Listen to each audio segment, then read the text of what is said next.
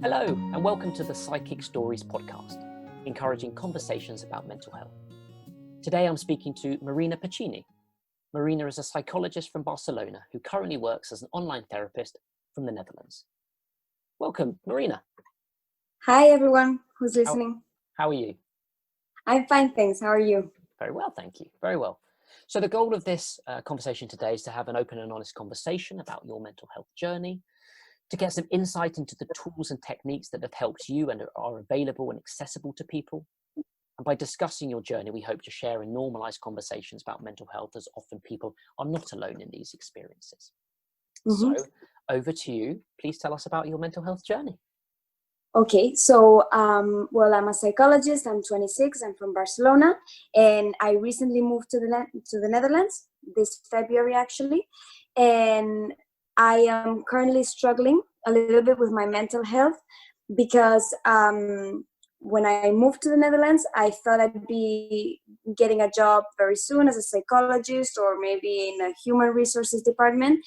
And because of the coronavirus, because of the language, I found myself being rejected by every single company, every single university I applied to.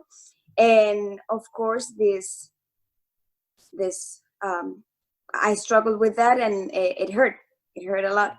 And so this is my current situation. I'm now starting to feel a little better, but even though I'm a psychologist, I'm still a human being, and I have my core beliefs and my thoughts and my patterns of thinking and everything, and I have to deal with those every single day with the situation. And this is my current mental health situation that's making me struggle a little bit. So take us back slightly. You were born in Spain, Barcelona. You, as we had a chat before, you speak several languages. Yeah. So you are easily adaptable in terms of you're able to learn languages quite quickly in different situations. So what made you move over to the Netherlands? Okay, so I moved here to the Netherlands because my fiance got a very good job opportunity, and we're engaged, so we're getting married and everything, and we decided to start this adventure together. And so we decided to move here together. That's why I'm here in the Netherlands right now. In Barcelona, not only I left there my home city, which I love, I also left there my friends, my family. I had a great job at a cancer center. I was a therapist there, which I loved. I mean, it was the job of my dreams, and I had it. And I decided to leave that as well, to come here to the Netherlands. And I don't regret my decision. It's just being a little harder than I thought it would be. Yeah, and is your fiance, is he from the Netherlands himself, or also from Spain? No, he's from Spain. He's actually from Barcelona as well. Yeah, okay. We've been together for 9 years, so we grew up together, kind of like that. So for both of you, there's, I assume you moved over for work, or for maybe he had a job in the Netherlands, so he's come across and you've come across together. Is it? I assume it's a struggle. There is a struggle for both of you at the same time.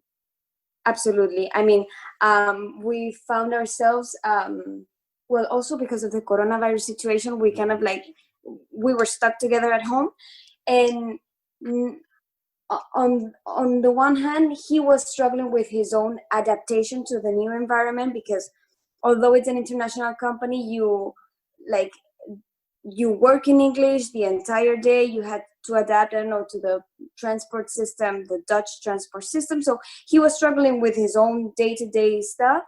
And I was struggling with my own frustrations, my own job hunting and everything.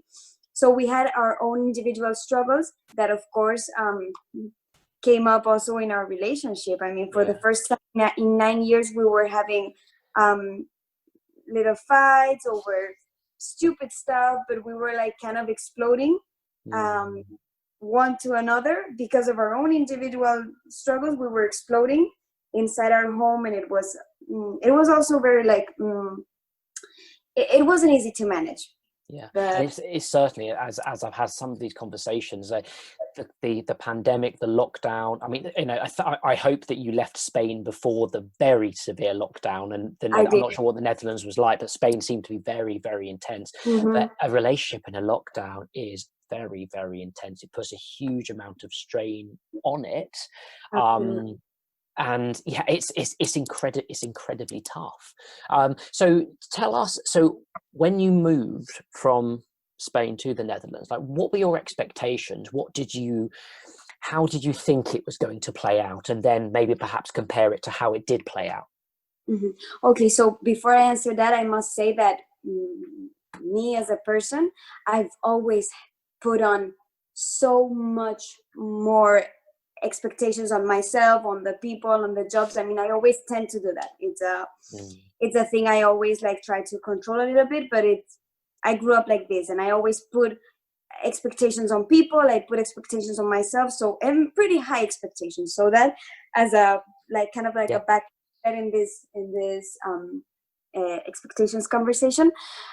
For sure, I thought that with my knowledge of languages, my resume, my experience in human resources, my experience as a clinical psychologist, it would be so easy to find a job here. Yeah. Also because in the Netherlands, everyone speaks English, not like in Spain. So for sure, I would be finding a job in less than a month. I would be speaking Dutch fluently in 2 or 3 months of lessons. And those were my expectations. And I also had high expectations on meeting a lot of people and a lot of expats and having a super social life. And of course, none of these expectations turned out to be real. I mean, here in the Netherlands, in order to work as a clinical psychologist, you need to have first 2 years of Dutch lessons. So you need to speak very fluently. So that was off the table. Human resources, because of the pandemic, job offers went down, but like drastically. Of course, Dutch lessons ended up being also because of the pandemic online, so it was not the same. And forget about the socializing with people. So yeah, I mean, I had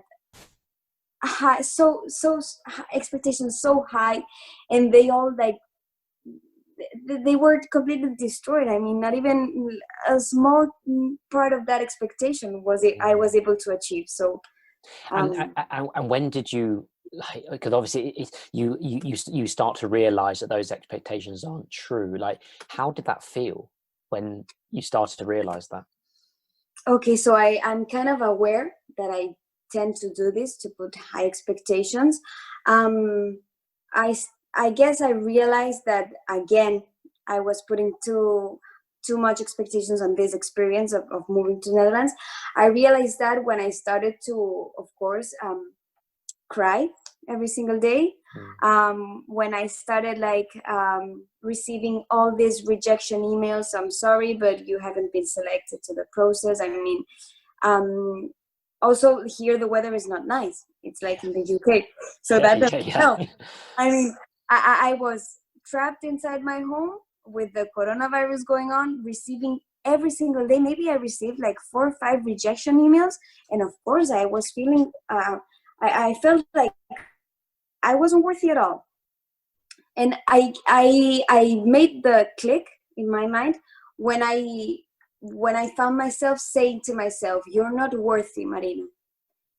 So I don't know how exactly did it go, but in my head, I absolutely identified that I was attacking myself by saying, "You're not worthy." So I received an email about a rejection, about some job I posted, and one day I found myself saying, "Oh, Marina, you're not worthy. I mean, you're so bad." I That's mean, interesting.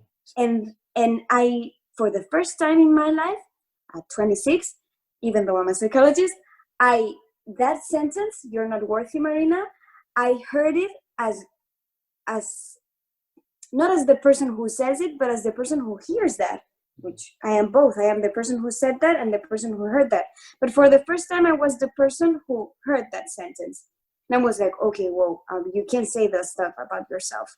I mean, you are worthy. It's just that the situation is very complicated. That's when I knew. I don't know how it happened, Yeah. but I heard the voice. I wasn't saying that to myself. I was hearing that. And that voice, I mean, it's amazing from your psychology training and your experience as a psychologist that you could even recognize that. I mean, we all talk about, I think if there's something that could lead to a more positive world, is that we could all speak better to ourselves. There's that phrase or quote that says, speak to yourself like you would a friend. Exactly. And it's amazing that you could recognize that so quickly. There's so many of us speak so negatively about ourselves. You're not good enough. You're not this. You're not that. You're not that. But by recognizing that, did it help you to cope? Absolutely. I mean, I changed totally my perspective about this situation. I'm a very organized person, and so instead of spending time organizing which job offers I would apply, I made myself lists about self-care. Absolutely. And I don't know, I started like, okay, you know what? Every week I'm gonna try a sweet recipe, like a brownie or banana bread or whatever. I mean, every week one. And I found myself making a list next to the list of job offers. I was making a list about so simple things like, Yeah. okay, you're going to go have a brunch at this cafe before the coronavirus, or this week you're gonna bake banana brownie, or you're gonna create a playlist, or you're gonna try this meditation about releasing fear. I don't know. But it was a list. I mean, there Yeah. was everything, but it was a totally different theme list. But also, And it was a personalized list to you. uh-huh, It played to your strengths. I assume you like baking, so baking banana bread would bring you some joy. I assume eating the banana bread brought you a lot of joy as well.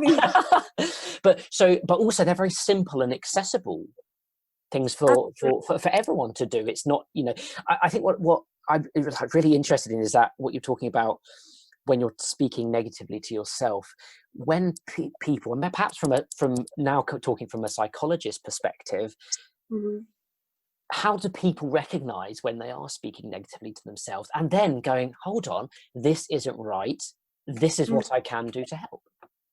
Okay, so in my case, I didn't use this technique that I'm about to explain. In my case, I honestly think that I was suffering so much. I mean, I'd never suffered like this, and I'd never been so ashamed and so I'd never felt so unworthy about myself. So this was the first time that I was being very cruel to myself. And I think this kind of suffering and pain that I was personally inducing, I mean, no one was making me feel like this. I felt like that, and I said those things to me. And I think it was the first time that I hurt myself so much that I kind of emotionally exploded. And this is my personal experience, and that's why I was able to recognize that. However, when I speak to my clients and everything, there's a very powerful technique that helps recognize this voice, this like negative messages you speak to yourself, and you also hear yourself. And this technique consists on like picturing yourself as when you were young, so when you were a small child, and when you have this picture of yourself as a 5-year-old kid, then with this picture in your head or in your hand or whatever, you say to yourself, okay, what is it that I'm thinking? So you're not worthy. Would you say that to the kid in the picture? And the technique, it's called like I don't know the exact name, but the aim of the technique is to speak to yourself as if you were speaking to your 5-year-old self, because you're not going to be that cruel with a kid. The thing is that you don't have to be that cruel to yourself, even though you're a different age. I mean, it's the same person. That kid in the picture and you, it's the same person. And sometimes it's much easier to picture yourself as a 5-year-old than an adult right now. And this is a very powerful technique. And do you think it helps to picture yourself like that because a 5-year-old child is so innocent and vulnerable, and actually acknowledging that you can be vulnerable, and actually vulnerability is a sign of actually immense strength rather than what is perceived often with the stigma is around weakness? Absolutely. Innocence is also a strength. Yeah. I mean, it can be a strength. I mean, and being naive, it's also something like very nice, very happy to be. And I don't know, I sometimes feel like it's much easier for us to see all of our negative stuff as adults than as a kid. So for example, when I think of myself when I was a 5-year-old, I don't see any flaws. I don't see any, I mean, I'm just a kid, you know? And Mm. when I think about myself now as an adult, I have such a large list about things I don't like about myself that aren't there when I think about my 5-year-old self. Mm. So it's also easy to have more compassion on yourself when you're picturing yourself when you're 5 years old Yeah. than an And it's interesting. As you're speaking, I'm visualizing myself as a 5-year-old, and it's not just any child. It's me. It's me as a yeah, 5-year-old, and exactly. that's crucial because when I think about it, I'm like, I want to protect you, Exactly.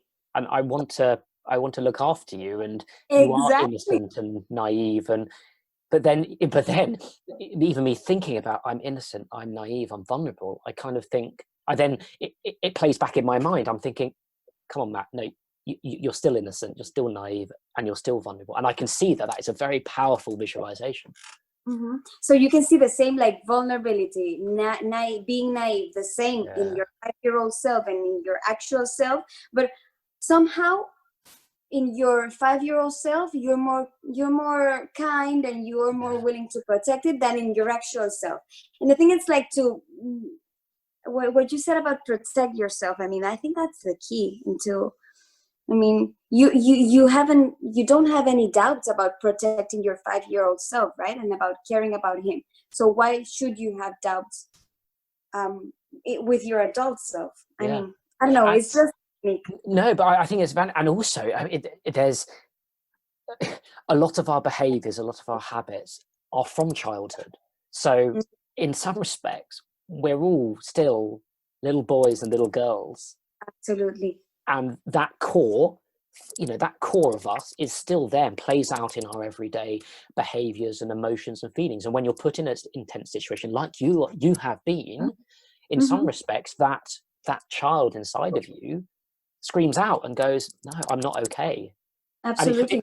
it's funny, I wonder in some respects if there's, I got no idea about the neuroscience at all about this, but I wonder whether that voice could be related to your old memories and old self, just to say, it's a protective voice, you're not okay. Oh, I don't know how to answer that I'm one. sorry, that's way too philosophical. I mean, I just feel that our inner child, which is the term we commonly use in psychology, it has some power in our actual and our present child in some way, because we also have it like our inner child is awakened in our actual and adult selves. And so to being able to like use this inner child for your current mental health and your current struggles and everything, using it as, for example, with this technique, so picturing it and then developing feelings about compassion and kindness to that inner child, but they are actually happening in the actual self, in your adult self. I'm getting also too philosophical here. No, but the thing is, but it's interesting because, and as you were speaking there, for those that are listening on Spotify or Apple Podcasts, but if you're watching on YouTube and you can see Marina's eyes suddenly went up and started to visualize, and it's what I was watching was you talking to yourself and thinking these things through. And I think that's the other part of this as well. There's so much introspection.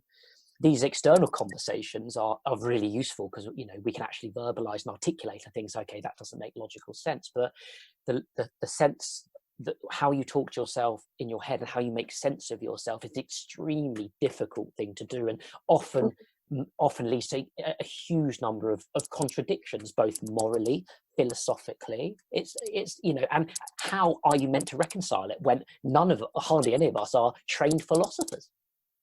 Absolutely. I mean, I think there's actually no way to reconcile with it. So I'm studying right now. I'm training on a new branch, a psychology branch and psychology field, which I found recently. It's called eco psychology, Okay. and it's amazing. I mean, I totally recommend everyone who's listening to like have a look at it if they're curious, because eco psychology is a whole new field of psychology. And well, to me it's amazing. And one of the things they say is that life, nature, the planet Earth, the human beings are made of complications, they are made of contradictions. Mm. Life itself, life from a, I don't know, from a flower in your garden to you as a human being, to life of the birds, I don't know, every life itself is full of contradictions. And they talk about this both end um, characteristic of every single thing in life. Mm. And so when it comes to understanding ourselves and our mental health and everything, I think they say that it's something you have to accept. I mean, there will always be contradictions inside you, inside your brain and your mind, I mean, in your life. And that's just the way life is. And so there's something you have to accept Yeah. and acknowledge, and from there try to work what's best for you, what will ease your suffering, but accepting this and acknowledging this. Yeah. And I think as well, you've got the acceptance, acknowledgement, you've also got that forgiveness of yourself to Yes. say there are these contradictions. Mm-hmm. I am being self-critical as perhaps as a result of these contradictions, but just forgive yourselves for it. It's okay. Like, so how did you, so coming back to your situation, your journey, Mm-hmm. how you said you turned that voice around in terms of being quite practical about it, doing certain things. How did that voice change in your head? So if I'm being honest, it's still changing. I mean, I have my days, but in my personal case, when I feel stress and I feel like my mind is not feeling right, I feel it a lot in my body. I have these awful migraines. I mean, they are terrible. And Mm. so I think that this voice you're talking about, in my case, it came out as my body. I mean, Okay. but that's me. I mean, not everyone struggles this way and embodies the mind and Yeah. thoughts and feelings. But in my case, it was like this. And so when my voice started to change, I physically started to feel better. I mean, even though I ate tons of banana brownies, I was actually feeling healthier. And my Yeah. family, when I would FaceTime with them, they would always say, Marina, you look, I mean, you have a very like healthy face. You look happy. You look healthy. You look, Yeah. of course, they are my family, no? Yeah. So Yeah. that But they can notice a change. they notice it. I mean, and I was struggling. I was crying a lot of days. I was with the horrible Dutch weather, and Yeah. somehow they said that to me. I was like, well, maybe I am. Mm, And then so from that physical side, because it's something we've that's been touched on several conversations during this mhm. series. It does manifest itself in very strange physical ways. Is this something that you've always had in terms of the migraines? Has that something that has developed and come on more recently? Okay, so me as a person, I mean, I've always been a very nervous person. I like to control. I like to organize, and Mhm. so when I face difficulties in life, I always tend to cope wrongly, but I cope with anxiety. So, for example, a lot of people when there's something happening in their lives, they tend to be more like they tend to fall into sadness, whereas some of the people tend to fall into anxiety and nervousness. I'm the second group Mm. of people, so anxiety, and therefore I've suffered a lot of migraines since Yeah. I was 14 years old. But it's now uh, being 26. Well, no, recently the last years. I mean, when I started studying psychology, I I thought that maybe my migraines had a connection with my coping mechanisms, and they had a connection with my way of thinking and my way of thinking. I mean, with my mind. I mean, it was not my head that was suffering, but my mind inside that was suffering. And it's hard, I suppose, to help others out there as well, if they're feeling, if something like a migraine comes on, if there is some unusual aspect of their body which feels slightly strange, to not rule out that there could be a connection to something that's going on in your head, in your mind, is something for people to maybe realize that it's not maybe just a physical ailment, it might be something relating to something that's going on in their struggle and situation. You know, one thing that I'm learning right now, with thanks to my own situation and mental struggles, is that of course there are like the contradictions we spoke about, and these contradictions exist also in the sciences, so in medicine, in psychology, in economic politics and everything. So the thing is that having these contradictions, and I mean, nothing is 100% sure right now, why not trying to consider that maybe the pain you are feeling in your head or in your stomach, why not consider that it can actually have something mental behind it? So is it so bad to think that maybe a physical symptom? So I was before, I had my migraines, and I absolutely thought that they were 100% physical. And no, I suffer from migraines because my father suffered from them as well. And so it's a physical thing. And it was recently that I started to think, well, you know what? There's nothing to lose here. So you might as well think that did something mental, and maybe it's easier for you to cope with it. I mean, and there's nothing wrong about it. It's like people, when people believe in I don't know, for example, the destiny or the universe or God or whatever. I mean, you know what? There's nothing to lose. So why don't believe that maybe the taxi that just passed by was actually a sign from God? I don't know. I mean, if that makes you feel better and that helps you cope with your struggles, then just go for it. Then just go for it. And I think on the same line of thought, you said that on some of your worst days, actually, that piece of banana bread was exactly what you needed. Maybe the 10th piece of banana bread is what you needed. And we often think about taking care of our mental health in the long term by eating healthily and drinking lots of water and doing exercise. But on some of the difficult days, being kind to yourself might not be eating a very strict regime of salads and, you know, a perfect balance of protein, carbohydrate, or fat. You maybe just want the damn banana bread. Exactly. That's the hardest thing to do. Yeah. To acknowledge and accept that maybe self-care that day for you doesn't mean physical self-care with salads and water. Maybe that day self-care for you means tasting the sweetness of for example, a banana bread, and just enjoying that. And that's also self-care, and that's the hardest thing to do. but also acknowledging that perhaps that craving for that sweet treat or that cake is actually your body telling you, give me something nice and fun, and warm and comforting. I don't want to think about what we're thinking about, you know. And it's almost like two conversations in your head, like it's your mind and you talking to each other. Like, come on, mate. Let's take a day off. Let's go to the movies. Let's get a massive bag of popcorn. Let's get a bag of minstrels and let's go for it. It's super hard. I mean, and I gotta say that even though I simplified my life and I tried to shift my self-care necessities into more simple stuff like baking something or whatever, it is true that it's been hard. And so I also had to come up with some sort of like coping mechanisms which made me feel less simple. So for example, maybe just baking cookies in an entire morning was too simple for me. But I also needed this in my self-care. So what could I do? So I also used, and I also did simple stuff, but like they were like, oof, I'm sorry. It's so philosophical, everything. It's just like, for example, I need to feel active.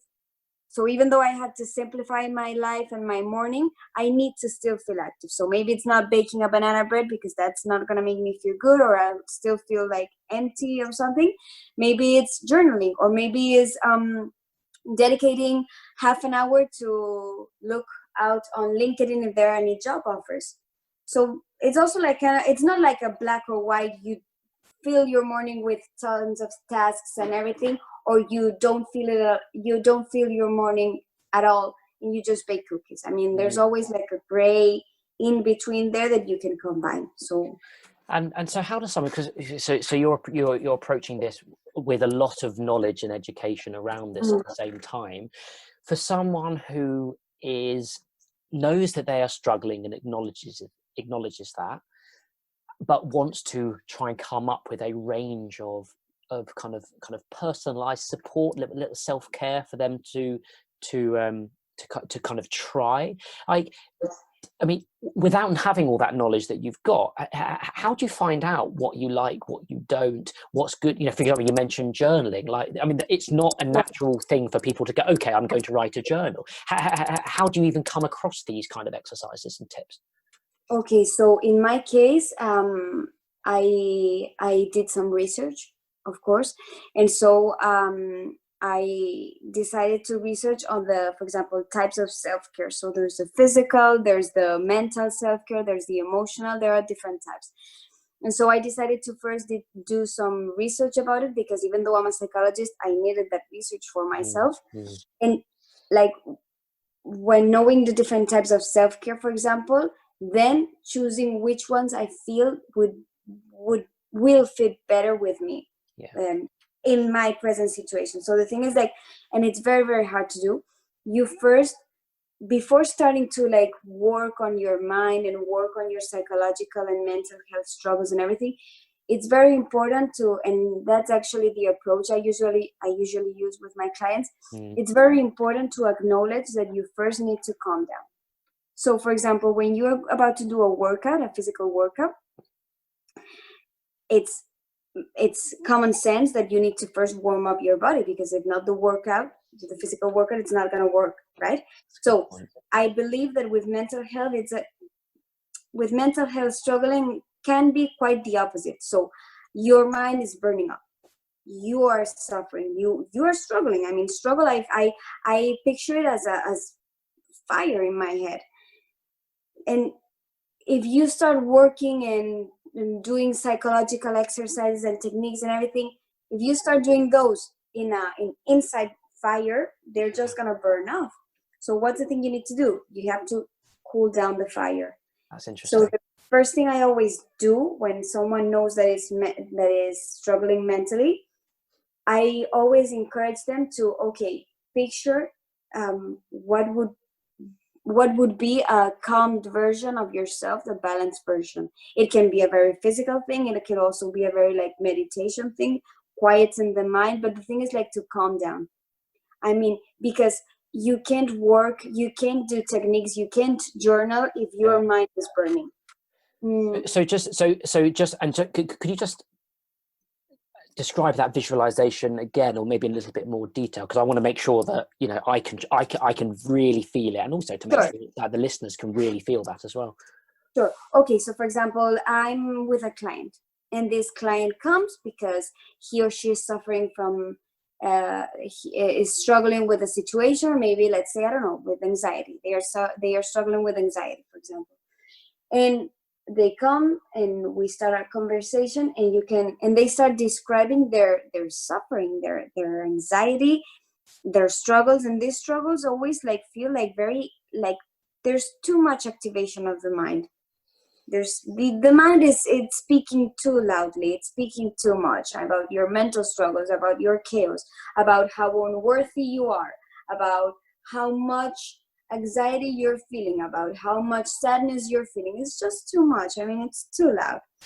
So the first thing I always do, and I always encourage to my clients to do, and also to myself, it's okay, you need to calm down, because none of this stuff will work if the bases are burning, if the bases are trembling, if the bases of your mind are trembling, are unstable. We gotta cool those down first. we gotta settle them. And this also brought me a lot to my eco-psychology focus and approach. So when you go to nature and you are in nature, you can't possibly grow anything, any plants, any flowers, if the soil is not right. I mean, if the soil is breaking, if the soil is burning, if the soil is dry, you first got to, okay, the settlement, you have to feel grounded. And when you're grounded and you're like stable a little bit in a very physical, in a very like simple way, then okay, then the psychological work starts. And let's see, what are your mental struggles? What works? What doesn't work?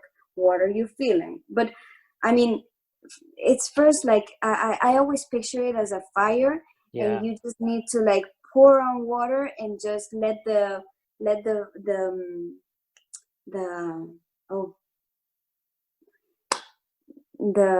just smoke. Let it smoke, let it smolder, let the flames go out. It's interesting. It's brilliant. You've just said that, because that's exactly what I was visualizing. What really helped me was imagining fire, burning, flaming inferno in my head, and just the sprinklers coming on, the water coming down, and everything just cooling off. And just even imagining that does bring a sense of calm and perhaps a sense of control, just to think, okay. And then from there, your breathing starts to slow. Everything starts to become a little bit more, I suppose, fiery in terms of your mind. It's not going everywhere. It is just you're able to focus and therefore listen to some of the advice that you are talking about. Absolutely. I mean, I feel it like this. I mean, I have to be honest. I mean, to me, this approach about first cooling it off and then start working on myself and working on my, for example, with my current struggles, I'm finding myself breaking my entire belief system and rebuilding it. But before I did that, I first had to cry everything out. I first had to acknowledge that my mind was burning up. I first had to realize that. I first had to calm that down very physically, very like, okay, I'm going to simplify, I'm going to bake stuff and everything. And after that, I decided to think about, okay, what are your beliefs? Why do you think you have to be successful? Why do you think you need to work? But before that, there was a previous work about, okay, grounding yourself and everything. This is what worked for me in a personal way. I also use it with my clients and it works as well. So, but it's just a way. I mean, everyone has its own ways to cope with their mental struggles and that. But I think that, and what we would like to really talk about and like to really kind of press is that there's so many of these very simple techniques which don't cost anything, which are accessible, and little nuggets of wisdom like that, just to say, when you're struggling, try this visualization. If it works for you, then great. Then if it can build a sense of calm and control. I think when you touched on thinking about your beliefs and for example, your dysfunctional beliefs, is this valid, is this true, that's harder work. That often requires a conversation with perhaps someone like yourself as a psychologist, just to help you through, because those are very difficult conversations. Absolutely. And not everyone is ready to have these conversations. I mean, there's so much work at first to do, and it's like with the workout example, you first have to warm up your muscles. If not, it's not going to work. The same thing is with the mind. And for example, the techniques, I've found in my clients a lot of times that maybe I suggested a breathing technique, like, okay, try breathing, or let's try mindfulness, no? And they would say like, no, that doesn't work with me. And I was like, okay, well, let's see what works for you. But I always like kind of like trigger them a little bit if I feel like it, and if we have like if we trust each other and everything, to like, you know what, there's nothing to lose here if you give it a try. So you might as well, also with these simple techniques, there are tons of them, like, okay, write down blah blah blah blah, or for example, try this breathing exercise. There are tons of simple techniques that I feel like people before trying them they just think that they are not going to work, or they are Yeah. too simple. Well, you know what? I found, I am a psychologist. In theory, I have the experience and the knowledge, and I found so many Instagram pictures, Instagram posts with simple, small techniques that were actually very useful and helpful. So you know what? The pain is already there. You are already suffering. You might as well give it a try. Yeah, and it's about that experimentation and that willingness to experiment and to say, I will try this. I will carve out 10 minutes today and Absolutely. go and say, look, that is, well, what's 10 minutes? What, just under 1% of my day. And just Absolutely. go, I'm going to try this, or I'm going to try this collection of things and see what works. And I mean, you may surprise yourself, and you may go, hold on, that breathing exercise, I mean, that sounds like, God, that sounds like new age hippie stuff. But actually, I did the exercise and it works. I feel better. So You know what? suddenly, yeah. Yeah, if I'm being honest, and I am being very honest, I mean, Please. with me, in my case, was meditation. Mm. So a couple of years ago, I started with yoga, and yoga is a type of meditation. But I always would say to myself and to others, no, you know what? Meditation doesn't work for me. That's why I do yoga, because that's my way to meditating. But that was not true. I mean, when I was here, when I was suffering, when there was the Dutch rain outside, I had all my rejection emails. I was completely, I mean, I was a mess. One day I saw on Instagram, meditation is mental hygiene or stuff like, I don't know. I saw a quote there, and I said, well, you know what, Marina, maybe you should give it a try. And I mean, I've been meditating now for 2.5 months.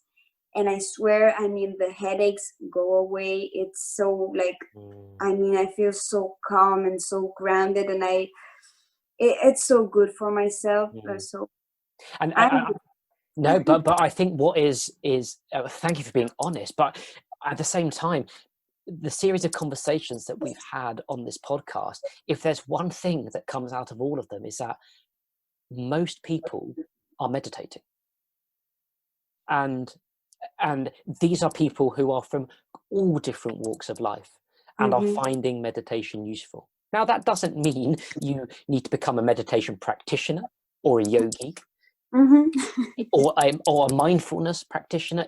There are simple techniques, guided meditations that you can do that really do help. And it seems to me that as I have more of these conversations, and it's insightful for me because it makes me think maybe I should meditate more. But meditation does have a certain preconception about what it is or how people do it. Not everyone can do it, but the reality is it's actually a very pure, easy thing to do.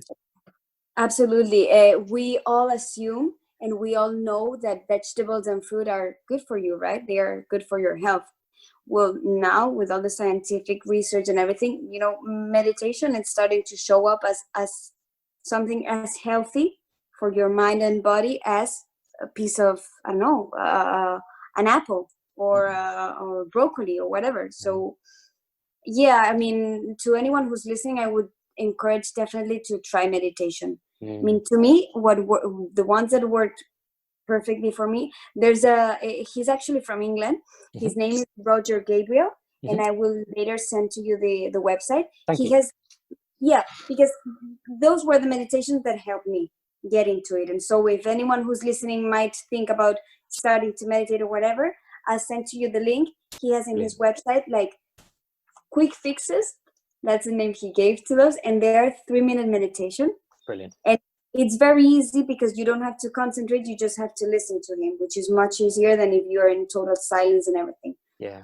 And then he has these short meditations that last like 6 or 7 minutes, and then there are more long ones, but I think the longest one lasts only for like 40 minutes or something. And they're so kind. And his voice, like, you guys in the UK have a very nice accent. Thank you. And it was so nice to hear his voice, and he said such simple and kind words and everything. It was so easy to guide, to feel guided, that I feel it's an amazing resource, that website. I'll send it to you later. Brilliant. Oh, So, absolutely. Thank you very much. so you And can, yeah. just something I wanted to touch on as well, because you mentioned, so go back to your own journey.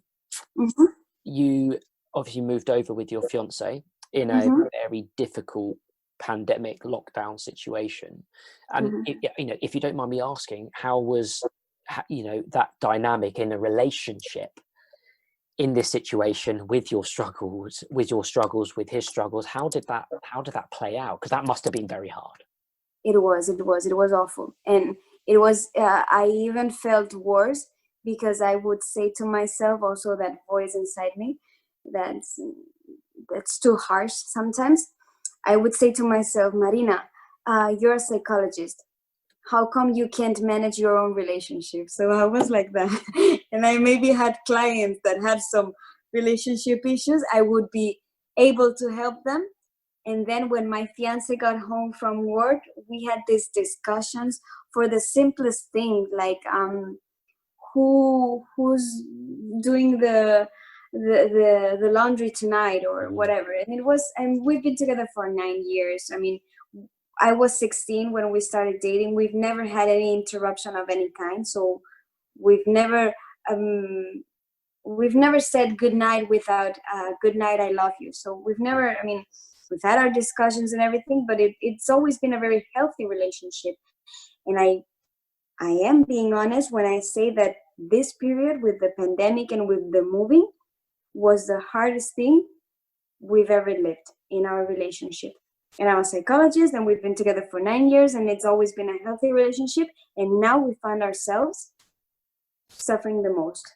And And how are you managing, and how are you both coping with that? well, I first had to cope with myself. Mm. So I first had to acknowledge my own fire burning in my mind. I first had to make my simple things plan, and I had to like lower my expectations, and I first had to do my own work. And then, because I have the knowledge and everything, I created a plan, which it might be useful if anyone who's having relationship troubles and is listening. It was called the Take It Easy plan. And so in our plan, I even have a whiteboard and I wrote it down. So the Take It Easy plan. And so the plan consisted of a first step in which each of us acknowledged the other's struggling. So for example, I said to him, you know what, I know that you just entered in a new company, and I know you have to speak in English all the time, and it's very difficult. And I know that the transport in here in where we live, it's not the easiest one. You have to take a bus and a train. So I first acknowledged his individual struggles, and then I asked him, okay, can you please acknowledge my individual struggles? And so he was like, okay, I know that you had these expectations, and you are receiving every day rejection emails, and I know you feel guilty if you have to do the laundry or cook. I mean, if you feel like a housewife, you feel guilty. So each of us acknowledged the other's individual struggles. Then the second part of the plan was to take it easy on the other. And so, for example, things I did, like asking him to absolutely clean the pans perfectly after making dinner, I had to be aware of that and keep it to myself. Yeah. So I'm not gonna ask you to clean the pans, and if I see the pans dirty or not clean enough, I'll just do it myself.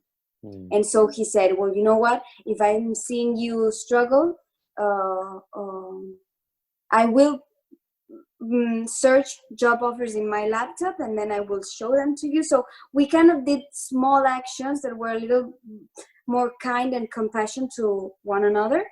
That was the second part of the plan.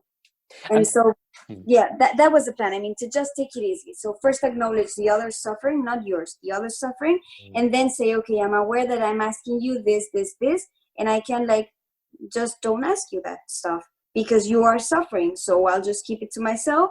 And I like my pants very clean, but I'll just keep it to myself.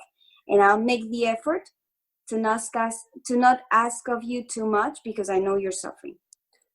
And by doing that from both sides, it worked out. And you're both feeling much better. in your Oh, relationship? absolutely, absolutely. One of the things, for example, one of the things I asked him, like to know, like so people can imagine the very different things we ask. So I stopped asking things like cleaning the pans or um, mm, when he comes home tired, to absolutely demand a serious conversation about our holiday. So I would like keep those to myself. But for example, I asked him that if he could be a little more aware that some days he was the only person I saw because of the pandemic and because I have my family and friends there. I asked him, you know what, there are a lot of days that you are the only person I see and you are the only person I speak to, and I know you're tired because you've been working all day, but if you could please acknowledge that in order to maybe have a nice calm dinner in the table in front of the TV instead of in front of the TV. So stuff like that. And And yeah, it's three things you've touched on. You've mentioned these words, or the two things explicitly: kindness and compassion. But also, what you're talking there is empathy, and it seems like actually having, communication, compromise, kindness, compassion, and empathy are five key elements to absolutely. a healthy relationship. And despite and I'm married. We've been going out for 7 years, and from your perspective, 9 years, those five things don't just happen. They Oh, need work. Just because you're in a relationship or when you're married to someone, actually, if you're in a relationship, you can be the most unkind and most discompassionate because we expect that person to know what we're feeling. But like you said, communicating what you're feeling and coming to a compromise and acknowledging that. And frankly, as soon as you do that, everything becomes better very quickly. absolutely, absolutely. I gotta say though that there's the previous work about dealing a little bit with your own self and your own struggles. So, for example, empathy, compassion, kindness can't be built if your mind is burning up, if Yeah. your ground is unstable. So that, for example, in these 9 years of relationship, I had always had my family, my friends. I had my pillars very steady, and here I found these pillars like totally unsteady, and my mind burning up and everything. And I found myself that for the first time in 9 years, I wasn't able to be kind. I wasn't able to be compassionate. I wasn't able to be empathetic with my fiance, with this person who I've known for 9 years. And I wasn't able to do that. And how come, Marina, you're not able to be more comprehensive with him if you're a psychologist and you know what he's going through? And the answer was that I myself was burning up, and I just Yeah. couldn't build anything and build any understanding. And it's amazing you can have the insight of that, because a lot of people in that situation would then go to, oh, the relationship is wrong, the person is wrong, we are not suited together.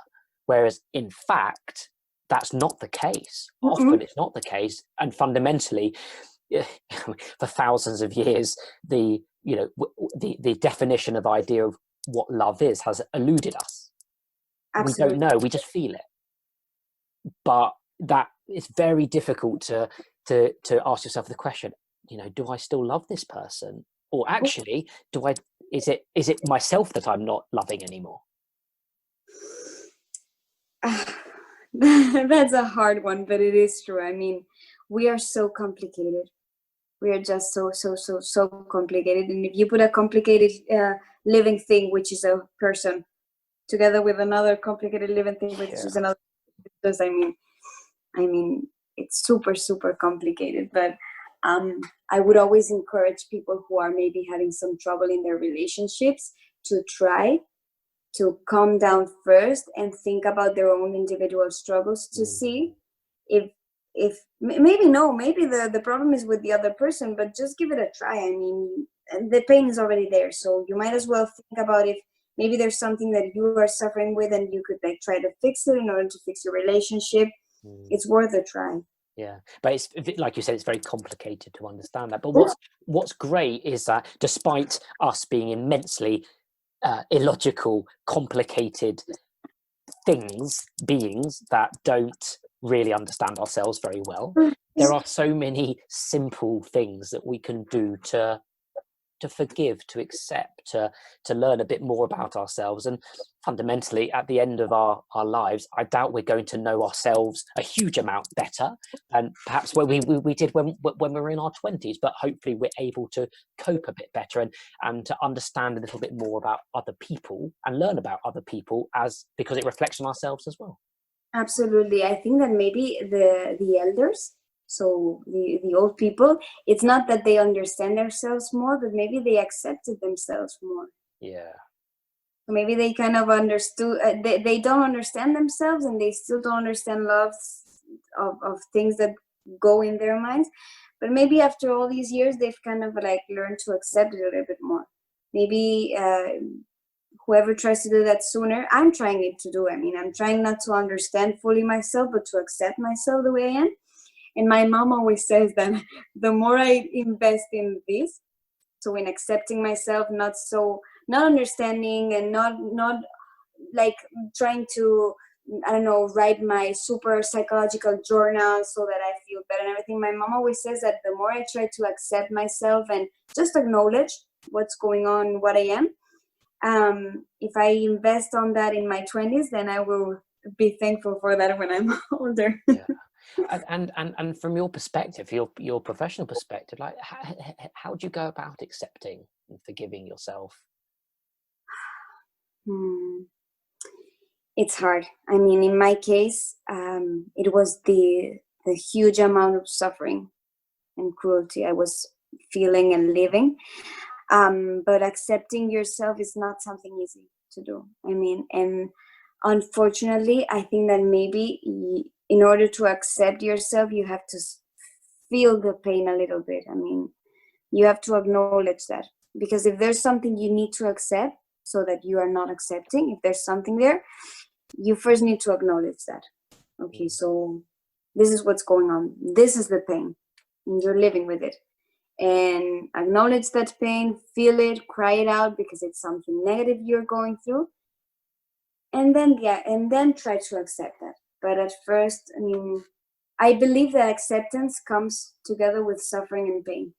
And it's sad to say that, but if you don't acknowledge that suffering and that pain, there's nothing to accept. I mean, and in some respect, that acceptance and forgiveness it's not a thing, it's a process, and what you're describing is a part of a journey and part of a process. And we would hope that all of us eventually accept and forgive ourselves the things that we might have done and said, and who we are, what we look like.